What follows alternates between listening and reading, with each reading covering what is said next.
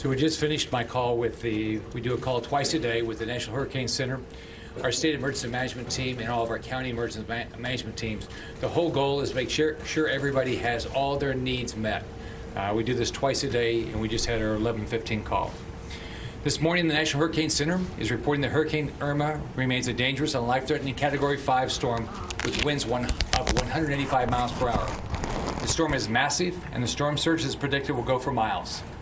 In some instances, it could cover homes and go very far inland. Right now, Irma is traveling about 16 miles per hour, and the track now has it forecasted to directly impact the Florida Keys on Sunday as a devastating major hurricane. The Florida Keys should be prepared to start feeling the effects of this storm as early as Friday night and early Saturday. Storm surge and extreme winds are the biggest concern right now. The storm is bigger, faster, and stronger than Hurricane Andrew. Many of you here experienced Andrew. This storm, Irma's strength, far exceeds that of Andrew. We are being very aggressive in our preparation for this storm, and every Floridian should take this seriously and be aggressive to protect their family. It's important to not focus on the exact path of the storm. A storm of this size could have effect statewide, and everybody should be prepared.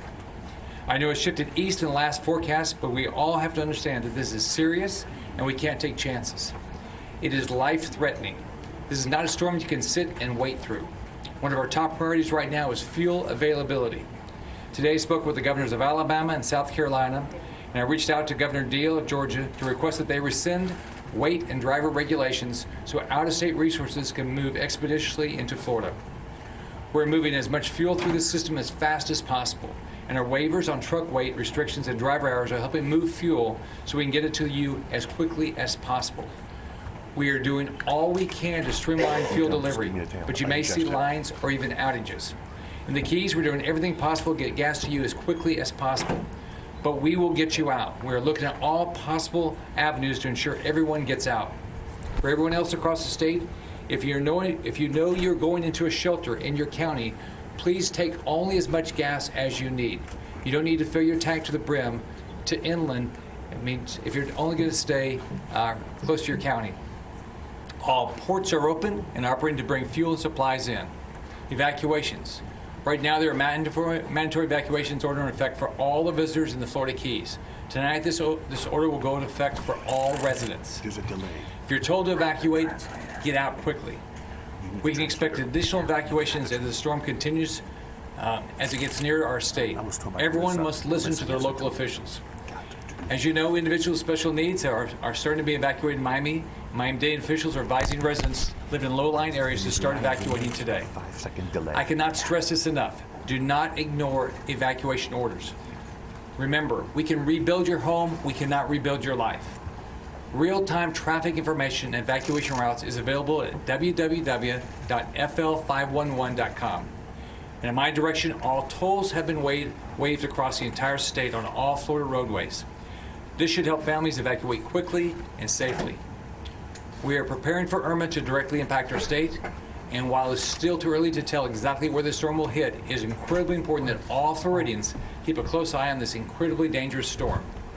Do not sit and wait for this storm to come. It is extremely dangerous and deadly and will cause devastation. Get prepared now. The National Guard. I just activated an additional 900 members of the Florida National Guard. By the end of the day, there will be a total of 1,000 Guard members to immediately begin assisting with ongoing Hurricane Irma preparations. The Florida National Guard are incredibly important to executing emergency preparedness and response action across the state, and I will continue to activate more members as needed. These members will be in place to help with evacuations and sheltering, as well as the coordination of search and rescue with the Florida Fish and Wildlife Conservation Commission. National Guard members will also be assisting utility companies following the storm as they respond to return power to homes and businesses. I've directed the remaining 6,000 available members of the Florida National Guard to report for duty no later than Friday morning. In addition, 13 helicopters and more than 1,000 tactical high-water vehicles are on standby. The Florida National Guard is coordinating with other states and the National Guard Bureau to ensure approximately 30,000 troops, 4,000 trucks, 100 helicopters, and air evacuation crews are ready to support our state. The Florida Fish and Wildlife Conservation Commission is preparing search and rescue teams for potential deployment. The Fish and Wildlife Commission has more than 200 officers standing by for the first wave of response, based on potential storm impacts. 30 teams with supporting resources such as trucks, coastal and river patrol boats, an ATV, and 2 shallow draft boats are prepared for evacuation support, search and rescue missions, or any additional needs. The Florida Department of Law Enforcement, FWC, the Department of Highway and Safety, and other partnering agencies are identifying resources for deployment and response. The Florida Highway Patrol is monitoring road and traffic conditions to ensure roadways are clear. Each FDLE region has established a minimum of 2 response teams and logistics planning team ready to deploy to impacted areas. Utility providers. I've been in constant contact with Florida's utility providers, and they're already working on staging and asset allocation so they can return power as quickly as possible following the storm. They're actively pre-positioning resources throughout the state and in neighboring states. We know from previous storms how incredibly important it is for power to be restored as quickly as possible. I will be talking to the utilities often throughout the day, and I've urged county and city officials, including sheriffs and police chiefs, to reach out to their utility providers so we can all work together in response to Irma. Lake Okeechobee. Water levels in Lake Okeechobee are being lowered as well as the surrounding canals. Routine inspections of the Hubert Dike are taking place, and additional inspections will begin once the lake approaches 17 feet. The lake level is currently 13.68 feet. Based on current rainfall forecasts at this time, we have no major concerns with the dike, but we will remain in constant contact with the South Florida Water Management District and the U.S. Army Corps of Engineers to monitor the dike. Shelters. If you are evacuating from the Keys, you can shelter at Florida International University. We're working hand in hand with the counties to ensure that shelters are available for other communities who may need to evacuate. There is absolutely no reason for anyone not to evacuate if you're ordered to do so. Shelters will be available, and you should follow the directions of local officials to go to the shelter that fits your needs.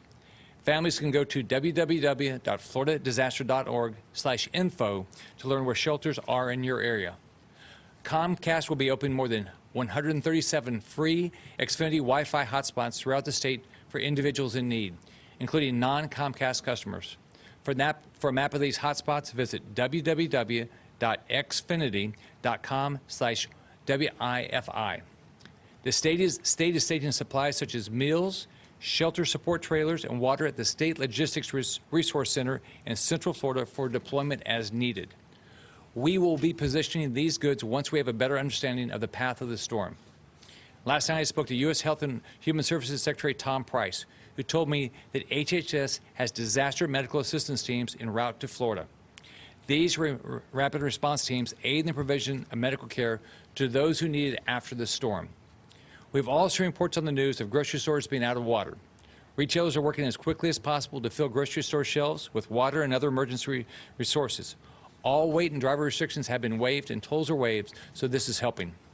We've been in touch with retailers and more supplies are clearly on the way. If you visited a store yesterday and found a shortage, you should go back today to get your supplies once everything has been replenished. What we need now is volunteers. We need more volunteers. I encourage all Floridians that can volunteer to do so to help prepare and respond to this storm.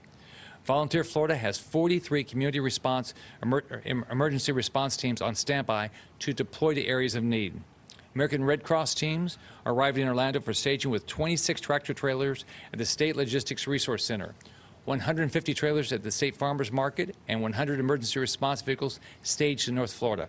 The Red Cross is also sending 1,000 volunteers to Florida. The Salvation Army is on standby with 32 cooking units in Florida, and additional supplies staged and awaiting deployment in neighboring states. The Florida Baptist Convention has 35 kitchens on standby, ready to feed 35,000 meals a day. Floridians can go to www.volunteerflorida.org to sign up for volunteer opportunities. Volunteers make a huge difference in these emergencies and help with shelter, food distribution, and response efforts. Your efforts can make the difference a family needs to get through this storm.